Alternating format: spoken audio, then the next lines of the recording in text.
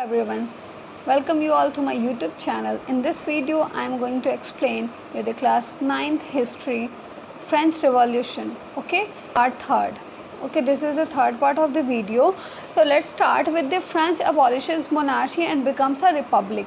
ठीक है, अब तो जो लुई 16 हमारे थे वो एक कॉन्स्टिट्यूशन पे साइन तो कर दिया था उन्होंने, ठीक है, कि उस टाइम सिचुएशन ये थी कि अब धीरे धीरे चलता कॉन्स्टिट्यूशनल एक राइट आ गया था, कॉन्स्टिट्यूशनल मोनार्की का राइट आ गया था उस टाइम में, ठीक है, और कुछ ग्रुप्स डिसाइड कर दिए थे जो वोट करने वाले थे, तो ऐसे करके कुछ सिचुएशन चल रही थी। लेकिन उस टाइम में हमारे लुई 16 जो थे एक सीक्रेट नेगोशिएशन कर रखा था उन्होंने किंग ऑफ प्रशिया के साथ, ठीक है।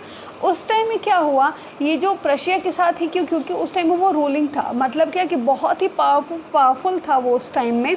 तो rulers of France neighbouring countries were worried by the development in France, ठीक है, फ्रांस की जो डेवलपमेंट हो रही थी, जो चल रही थी, जो हमारे लुई 16 पावरफुल होते जाते थे उसके हेल्प से, तो और अगल बगल के जितने राजा थे वो सोचे और फिर उन्होंने सोचा कि ऐसा ना हो कि धीरे धीरे ये क्या करते जाएँ, हमारा एरिया भी कवर कर ले, तो हम क्या करते हैं, इसकी जो ये ग्रोथ हो रही है ऐसे जो बढ़ रही है इसे हमें रोकना होगा। तो वो ऐसा सोच रहे थे, ये सब चीज़ें प्लान कर रहे थे। तब तक ही उसी के बीच में जब हमारी नेशनल असेंबली को ये चीज़ें पता चली, उन्हें कहीं से ये चीज़ पता चली, तो वो तुरंत उन्होंने एक वॉर डिक्लेयर कर दिया जो प्रशिया और ऑस्ट्रिया के बीच में था। प्रशिया तो समझ में आ रहा है कि हमारा फ्रांस से रिलेटेड था, ठीक है, उसके साथ वाला। लेकिन ऑस्ट्रिया का क्या है, ऑस्ट्रिया जो हमारी प्रिंसेस थी ना, जो प्रिंसेस का जो इनकी मैडम थी, जो प्रिंसेस थी हमारी मारी एंटोनिएट, उन्होंने वो वहाँ की थी, ठीक है। तो उस टाइम में जब वॉर डिक्लेयर हुआ तो बहुत सारे वॉर में बहुत की तादाद में लोगों ने आर्मी को ज्वाइन किया, ठीक है, और पीपल अगेंस्ट किंग्स ऑफ, और ये जो लड़ाई थी वो एक राजा के अगेंस्ट, और समझो तो रिच पीपल जो यूरोप के थे उनके अगेंस्ट में ये लड़ाई चल रही थी। Among the patriot song sung by them was the, अब देखो, मर्सेलिस कंपोज, एक मर्सेलिस थे जो एक कंपोज किए थे गाना, ठीक है। उन्हें वो लोग मतलब जितने जब देश वाले उस देश के लोग गाते थे तो उन्हें एक अलग सी समझो तो एक पार मिलती थी, जैसे कि नेशनल एंथम हमारा गा के एक फील होती है अलग देशभक्ति टाइप वाली, तो उन्हें हिम्मत मिलती थी उस चीज़ से, उस चीज़ को गाने से। तो वो लोग मतलब इसे एक पेट्रियोटिक सॉन्ग की तरह वो लोग इसे गाने लगे, ठीक है। जो पोएट थे रॉगेट दे लाइल, ये इन्होंने लिखा था और मर्सेलिस ने इसे कंपोज किया था, ठीक है। It later become the national anthem of France. लोगों में ये पेट्रियोटिज्म इतना ज़्यादा बढ़ने लगा, इस सॉन्ग को लेके वो लोग इतना ज़्यादा उसे पसंद करने लगे कि लेटर ये धीरे धीरे वो क्या हो गया, जब फ्रांस एक नेशन जब बन गया तो ये उसका नेशनल एंथम बन गया, ठीक है। इस टाइम में जो भी फर्स्ट टाइम में वॉलंटियर थे हमारे Marseilles as the march into Paris, ठीक है, पारसीज, this way it got its name, ठीक है। तो मतलब ये सब आगे बस एक्सप्लेन किया गया है कि कैसे ये एक नेशनल एंथम बन गया। तो सीधे सीधे बस हम यही जानेंगे कि किसने लिखा है, इनके पोएट कौन थे और ये कब नेशनल एंथम बन गया, ठीक है। The result of revolutionary war, जो ये रिवॉल्यूशनरी वॉर चल रहा था उस टाइम में लोगों के मन में ये आने लगा कि हम मतलब लड़ाई कर रहे हैं और धीरे धीरे हमारा जो रिवॉल्यूशन चल रहा था, ये जो रिवॉल्यूशनरी पीरियड था उस टाइम में, तो जो भी कह लो तो एक मेल मेंबर्स थे, जो मेन थे सारे, वो बिजी थे फाइटिंग और इन सारी चीज़ों में जो काफ़ी टाइम तक कंटिन्यू होती चली गई थी। उस टाइम लेडीज़ क्या करती थी, अपना घर देखती थी और कुछ काम में लगी हुई थी। तो वो लोग ने पॉलिटिकल क्लब बनाना शुरू कर दिया, ठीक है, और मतलब रिचर सेक्शन को जो भी है बस हमें पॉलिटिकल राइट नहीं देना है, सारे उस तरफ की तरफ ये लोग काम करना शुरू कर दिए कि a large segment of the population was convince that the revolution had to be carried further. इस रिवॉल्यूशन को हमें और आगे बढ़ाना चाहिए, as the constitution of 1791 give political right, और उनको 1791 में पॉलिटिकल राइट्स भी मिल रखे थे, ठीक है, कि रिचर सेक्शन को सिर्फ राइट नहीं देना है। तो पॉलिटिकल क्लब्स जो थे वो इस टाइम और ज़्यादा फेमस होने लगे, पॉपुलर होने लगे, ठीक है। उसी में जो एक था जिसमें गवर्नमेंट पॉलिसीज़ बनती थी, अलग अलग प्लान्स वो लोग लेके आते थे अपने एक्शंस का, ठीक है। The most successful of these clubs was that of the Jacobian.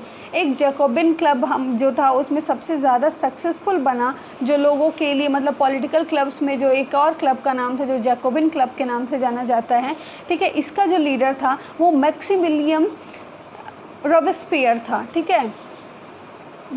इसका नाम बहुत ज़्यादा इंपॉर्टेंट है क्योंकि आगे स्टोरीज़ में या फिर हम ये पढ़ेंगे तो रॉबेस्पियर, अगर आप टाइटल नेम सरनेम अगर इसका याद रखते हो तो ये भी इनफ है, ठीक है। Member of Jacobin club belong mainly to less prosperous section of society. अभी मैंने बताया कि लोगों के अंदर ये था कि रेवोल्यूशन को हमें क्या करना है, आगे बढ़ाना है, ठीक है। तो उस टाइम के तो ऑब्वियस है कि ये जो जैकोबिन क्लब में जो मेंबर्स हैं वो कौन से फैमिली के थे, मेनली वो लोग जो प्रॉस्परस सेक्शंस ऑफ सोसाइटी के होते हैं वो थे, जैसे शॉपकीपर्स हो गया, आर्टिस्ट हो गया, कुक्स हो गए, शू maker, watch makers, printer, servants, ये डेली वेज वाले वर्कर्स जितने थे वो सब इसमें थे। और इनका जो लीडर था वो कौन था, मैक्सिमिलियन रॉबेस्पियर, ठीक है। ये जो इस क्लब के जो मेंबर थे वो अलग तरह से ड्रेस पहनते थे, वो एक दिखाते थे कि मतलब कि हम एक इस पूरे समाज से एक अलग हिस्सा रखते हैं, जो हम जैसे कि स्ट्रिप ट्राउज़र्स पहनते थे वो लोग, रेड हैट के साथ रहते, जो सिंबल था कि लिबर्टी का सिंबल है, ठीक है। They came to know as the sansculottes, ठीक है, दोज विद नीज ब्रीचेस के साथ, ठीक है, मतलब नीज ब्रीचेस के साथ नहीं पहनते थे। और जो भी फैशनेबल सेक्शन ऑफ सोसाइटी था, they wanted to show themselves apart from the fashionable section of the society, especially the nobles who wore knee length breeches, वो सब पहनते थे। वो उन लोग को अपने आप को उन सब से बिल्कुल हटके इनको दिखाना था, ठीक है, कि वो पार वो नी ब्रीचेस वगैरह इन सबको छोड़ के वो लोग जो भी हैं लाइक कौन से टाइप मतलब स्ट्रिप ट्राउज़र, स्ट्रिप वो पहनते थे, ठीक है। आपके बुक्स में भी दी गई होंगी, एक दो चीज़ जगह पे आप सर्च भी करके देख सकते हो, रेड हैट के साथ स्ट्रिप पैंट और ट्राउज़र और उसके साथ टी शर्ट्स वगैरह जो भी थे उस टाइम में वो पहनते थे। द कन्वेंशन जो ये था, on 10th August 1792 the Jacobin attacked the palace of the Tuileries with large number of Parisians. They killed the king's guard and held the king himself a hostage. king को hostage में रख के उसके सारे guards को मार के ये लोग क्या कर लिए, जैकोबिन्स। और मतलब कि 10 अगस्त 1792 में 10 अगस्त 1792 में जैकॉब जो थे वो उसके पैलेस पे अटैक करें हमारे मोनार्च पे, और उस किंग के सारे गार्ड को ख़त्म करके उनके क्या किया, उन्हें हॉस्टेज में रख लिया। अब मतलब उन्हें मारा और पीटा ये सब अभी कुछ नहीं किया, सिर्फ उन्हें रखा और एक असेंबली हेल्ड की जिसमें वोट करना था। वोट वाला सेम यहाँ पे भी प्रोसीजर, 21 साल के लोगों को मतलब ऑल मेन, यहाँ पे भी बस मेन ही था, वुमेन्स यहाँ पे नहीं थी। Elections were held and now all men above 21 year of age were allowed to vote, ठीक है। वो लोग सिर्फ वोट कर, मतलब कि जितने मेन हैं, मेन सेक्शन ही सिर्फ वो क्या कर सकता है, वोट कर सकता है, जो भी 21 ईयर का हो जाए। The newly elected assembly called the convention, और जो ये असेंबली बनाई गई थी इसका नाम क्या रखा गया, कन्वेंशन रखा गया, ठीक है। It abolished monarchy on 21 September 1792 and France was declare a republic. जो मोनार्की था, ये मोनार्च और मोनार्की ये सिस्टम ही ख़त्म करा उन्हें। अब ये नहीं था कि हमें जो कॉन्स्टिट्यूशनल मोनार्की के साथ काम करना है या फिर मोनार्च, ये उन्हें ख़त्म ही करना था ये मोनार्ची सिस्टम, ठीक है। तो उस टाइम में क्या हुआ कि हमें ये सब ख़त्म, हमें कुछ भी समझौता और कॉन्स्टिट्यूशन ये सब कुछ भी नहीं चाहिए, आप इसे क्या करिए, ख़त्म करिए, ठीक है, क्योंकि इसमें बाकी लोगों का फ़ायदा नहीं होने वाला। जो लोअर सेक्शंस वाले हैं उन्हें कोई भी बेनिफिट नहीं है, वो बहुत ज़्यादा परेशान हो रहे हैं। तो क्या फ्रांस उस टाइम में क्या डिक्लेयर हुआ, रिपब्लिक डिक्लेयर हो गया। अब देखो, republic was a form of government where the people elected the government, ठीक है, पीपल गवर्नमेंट को इलेक्ट करता है, एक रिपब्लिक बनाया, मतलब रिपब्लिक का मीन्स तो यही होता है ना, पब्लिक के लिए जो काम करे। Including the head of the government there is no hereditary monarch, monarch system बिल्कुल ख़त्म, ठीक है। अब वो ख़त्म तो यानी कि जो भी इनका पहले का था और मतलब कि होता है ना कि हम इस सेक्शन से बिलोंग करते हैं, वो सारी चीज़ें भी साथ में क्या हुई, ख़त्म हो गई। Louis 16 was sentenced to death by a court on the charge of treason. treason होता है कि you have not been true to your public या फिर आप पब्लिक, ठीक है, पीपल के से उससे आप बहुत उनके बारे में नहीं सोच रहे हो, उनके भले का नहीं सोच रहे हो, बहुत सारी चीज़ें। तो ये बहुत छोटी मोटी तो उनके पे सज़ा नहीं लगाई गई थी, ये बहुत बड़ी चीज़ थी। तो उस टाइम में on 21 January 1793 he was executed publicly at the palace, ठीक है, पब्लिकली, और सब लोगों ने देखा, उन्हें सज़ा मिली, उन्हें और उनकी वाइफ को, ठीक है। अब देखते हैं द रीजन ऑफ टेरर। जब ये सब टाइम पीरियड बीत गया, रिपब्लिक वाला हो गया, तो उस टाइम में जो रॉबेस्पियर हमारे थे, रॉबेस्पियर कौन, मैक्सिमिलियन, जो जैकोबिन क्लब के क्या थे, लीडर थे। उस टाइम वो धीरे धीरे अब क्या करें, एक पॉलिसी बनाई, ठीक है। अब वो कंट्रोल करने लगे, वो सारा सब कुछ संभालने लगे।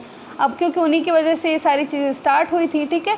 तो अब क्या हुआ कि जब लुई 16 वाली कहानी ख़त्म हुई तो इनकी कहानी हम शुरू करेंगे। तो इस टाइम में जो बहुत सीवियर कंट्रोल और पनिशमेंट के साथ वो चलाते थे कि मतलब क्या कि अगर आप गलत हो या फिर ऐसे हो तो आपको पनिशमेंट मिले। अगर इफ़ यू फील गिल्टी, अगर आप हो ऐसे तो फिर क्या होगा, आपको पनिशमेंट मिलेगी। पनिशमेंट वाला एक मशीन बनाया गया था जिसमें से ऐसे डाल के ऊपर से ब्लेड था जो सीधे गर्दन को क्या कर दे, कट कर दे।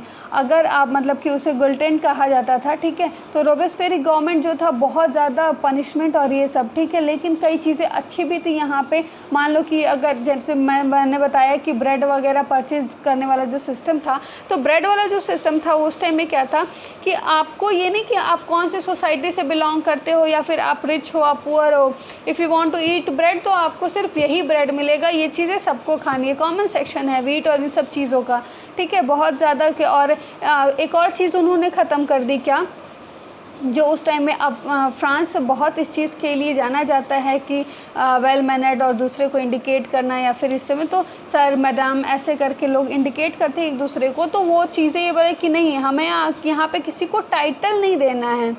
सिटॉयन और सिटॉयनी के नाम से हम सिर्फ जानेंगे, मतलब मेल सिटीज़न और फीमेल सिटीज़न के नाम से जाना जाएगा। और उसने क्या रूल बनाया कि जो भी वीट और ये सब चीज़ें हैं, जो इक्वलिटी उसने दिखाई इस टाइम में, ठीक। एक चीज़ बहुत गलत हुई, उसने क्या कि सारे चर्चेस को बंद करा दिया और उसको किस में, बैरक्स में यानी ऑफिस में उसमें कन्वर्ट करवा दिया। Robespierre became a virtual dictator of France due to his hard policy. उसकी पॉलिसीज़ बहुत हार्ड, मतलब कि अगर कोई गलती, आपका दोस्त भी हो, आपके जान वाला हो, ये अगर वो एक बार गलत साबित हो गया तो समझो फिर उसको उसे डेड ही डिक्लेयर करना है, उसका डेथ डिक्लेयर हो चुका है। तो जो रूल उसने बनाया था वही रूल उस पर पड़ा। जब वो गलत साबित हुआ तो 1794 जुलाई में जब वो गिल्टी प्रूव हुआ तो उसे भी सेम क्या पनिशमेंट मिली। अब उस टाइम में जब जो जैकोबिन का तो अब सब कुछ धीरे धीरे ख़त्म होते गया, डिक्टेटरशिप जो ये रूल चलाता था वो सारी रूल्स ख़त्म हुई, ठीक है। तो उस टाइम में अब जो भी पावर निकला वो मिडिल क्लास वाले लोगों का पावर अब धीरे धीरे क्या होने लगा, ग्रो करने लगा। नए कॉन्स्टिट्यूशंस बने, ठीक है। तो उसमें भी क्या, उसमें भी जो एक रूल बना कि नॉन प्रॉपर्टी वाले सोसाइटी वाले जो हैं वो वोट नहीं कर सकते। जिनके पास प्रॉपर्टी नहीं है वो क्या करेंगे, वोट नहीं करेंगे, ठीक है। It provided for 2 elected legislative council, और 2 लेजिस्लेटिव काउंसिल बनाया गया जिसमें से एक डायरेक्टरी जो था वो 5 मेंबर के एग्जीक्यूटिव से बना हुआ था। अब देखो ये जो एग्जीक्यूटिव्स थे वो भी बहुत ज़्यादा पावरफुल थे और वो जो सारा मतलब बहुत ज़्यादा प्रेशर पड़ने लगा उस पर। फ्रांस में जो लोग रूल करते थे अलग अलग तरीके से, और तो बहुत ज़्यादा मैशअप हो गया। उसी टाइम में दूसरी कंट्रीज़ भी बहुत आके, मतलब होता है ना कि जब थोड़ा सा भी फ्रांस थोड़ा सा वो वीक पड़े तो उस टाइम में हम क्या करें, उसे अपने सेक्शन में ले लें, मतलब कि अपनी साइड में ले लें, या फिर उस पर हम कब्ज़ा कर लें, हम रूल कर लें। तो ये बहुत मतलब बिना रूल का समझिए सब कुछ चल रहा था। तो उस टाइम में सिचुएशन बहुत ख़राब हो गई थी। तो उस टाइम में एक और पॉलिटिकल इंस्टेबिलिटी जब क्रिएट हुई तो एक फ्रेंच का डिक्टेटर था नेपोलियन बोनापार्ट, वो बढ़ा, ठीक है। अब उसकी बारी आई कि वो आगे बढ़ के फ्रांस को बचाए। तो वो अपने डिक्टेटरशिप से, अपने रूल से फ्रांस को उस टाइम में सेव किया और उसके बाद से फिर वो रूल करने लगा, ठीक है। तो यानी कि अब हमारा जो नेक्स्ट हीरो आया वो बन के, वो कौन था, नेपोलियन बोनापार्ट, ठीक है। मतलब कि the idols of freedom, equality, ये सारी चीज़ें वो दिया। अब बहुत पॉलिटिकल मूवमेंट जो हुआ फ्रांस का वो बहुत ही ज़्यादा बढ़िया मूव किया। और जो उस टाइम में जितने लोगों ने सब कुछ बना रखा था, ऐसे ऐसे रूल्स जो कि दूसरे लोगों को परेशान करते थे, और ये सब धीरे धीरे ख़त्म करते गया, ठीक है। और जो इसका रोल था वो काफ़ी अच्छा था। तो अब हम इसके साथ आगे वीडियो में एक्सप्लेन करेंगे कि इसके बाद से फ्रांस में क्या क्या चीज़ें हुई। ओके, तो थैंक यू स्टूडेंट्स।